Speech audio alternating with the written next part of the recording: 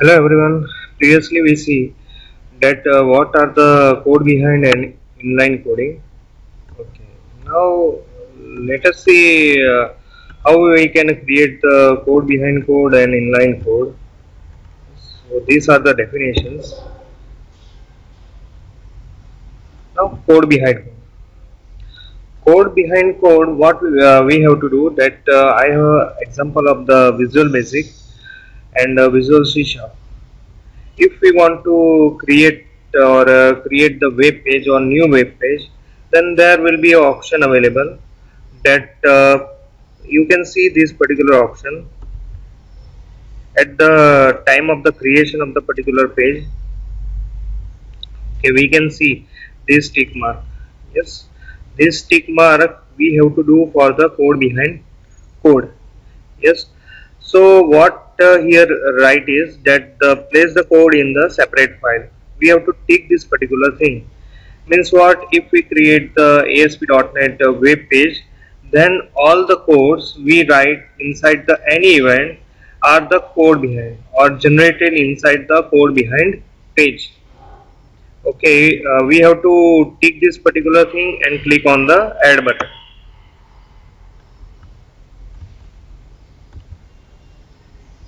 Okay, now don't afraid about the how we you can create the particular website in ASP.NET. I will going to teach you that how we can create the new fresh application inside the ASP.NET.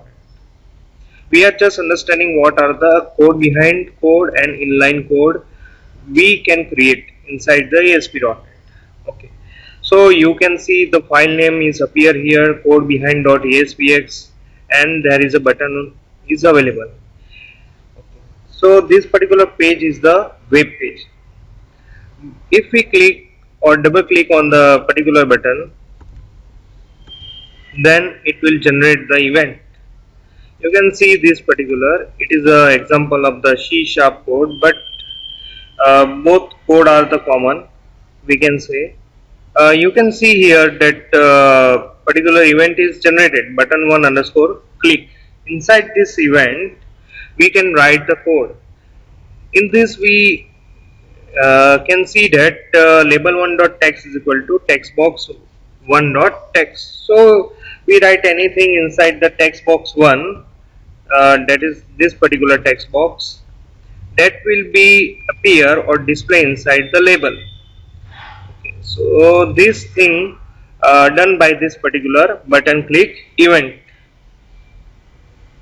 Okay, now let us see what is the inline code.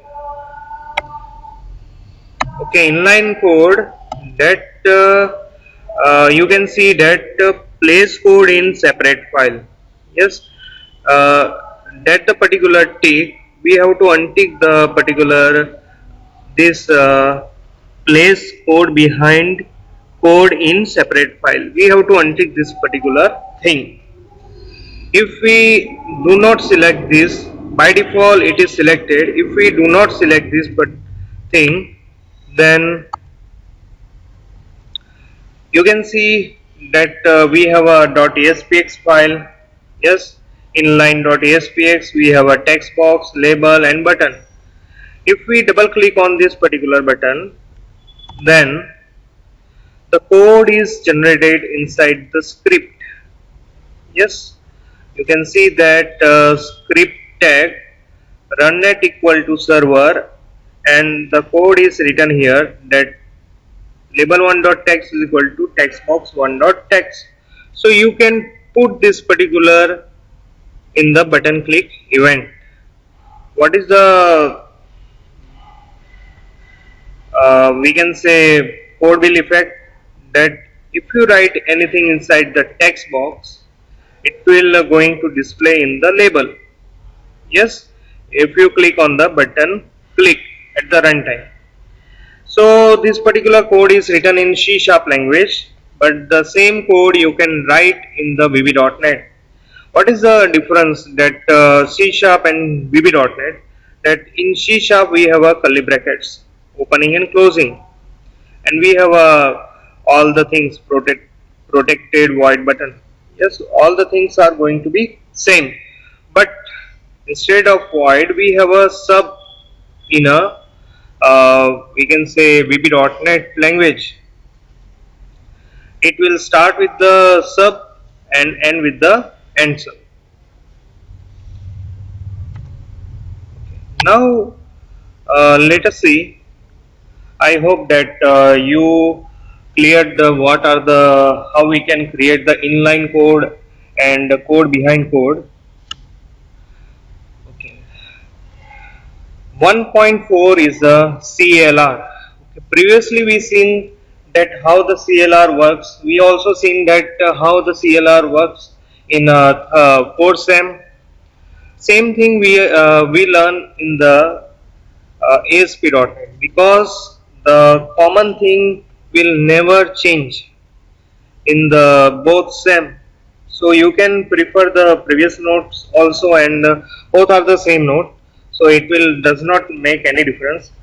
Okay, now let us see and again understand what are the how the CLR works. Okay, we can see that we have a this thing. Yes. Now CLR is what? It is a we can say heart of the .NET framework, or we can say it is a engine of the .NET framework. Okay. Why it is called engine, or why it is called we can say core of the .NET framework? Because in this CLR all the languages are going to be compiled and handled inside the CLR. Okay, now let us understand how the CLR works. First, we can see that we have a languages on the top level. Yes, VB.NET source code, C#.NET source code, other languages source code. That for the all the languages we have a appropriate compiler. For the VB code we have a VB.NET compiler. For the C# code we have a C#.NET compiler, and for the other languages we have a other language compiler. All the things are compiled and it will generate the IL, or we can say MSIL. IL means what? Intermediate language code, or MSIL means what? Microsoft Intermediate Language Code. That it is a what we can say, it is a DLL file or assembly file, or we can say code file or exe file that generated by the Microsoft, or we can say Visual Studio. Okay, that is the first step carried by the CLR. Yes, and in the second step what the CLR do, at the time of the run, yes, running time or execution time, that CLR's JIT compiler, we can say JIT compiler, can convert your code into the machine level language code, or we can say that what you compile in this IL code, that will convert by the JIT, just in time compiler, convert into the machine understandable code, and this particular code will going to execute in the machine. Yes, so it is we can say code are executed by the exe file or DLL file. So in this particular two steps CLR going to work. In first step, appropriate compiler will convert the file into the IL code, or we can say MSIL code, that is your DLL file or exe file. Yes, executable file or dynamic link library files. So these particular files are going to be executed by the CLR. CLR JIT, in the next step CLR JIT compiler convert your code or things into the machine level language code and execute on the machine. Okay, I hope this particular working of the CLR you understand the thing. Now the CLR has the following key features, okay, that we also learned in the previous sem, but again we revise the thing. That first one key feature of the CLR is exception handling. Yes, all the exception are handled by the, we can say, CLR. All the features of the exception handling are available inside the CLR. Yes, that is the structure and unstructured exception handling. Second one is the garbage collection.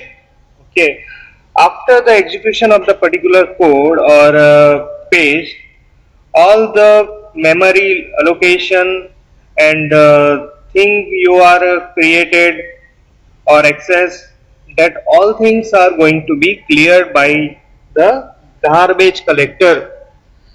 So you did not worry about the memory. After the execution or the completion of the execution, when you close your page or your thing going to be completed, then garbage collector will collect your or free your memory. Third one is the type safety. Okay, in this particular type safety, we can say CLR provide the common type system, or we can say common language specification rules. So all the things, or you convert the data type conversions, or all the type you use inside the all the languages are taken care by the CLR. Fourth feature is the, we can say, thread management. Okay, when you are going to run the multiple things in the or multiple jobs simultaneously, then it will manage by the thread management. Thread management, it is also part of the CLR. It will take care of the execution of the thread management. And fifth one and last one important feature is working with various programming languages. Yes. So in this particular, we have a different type of language available, different type of compilers available, and common language interpreter are available for all the languages. Thank you.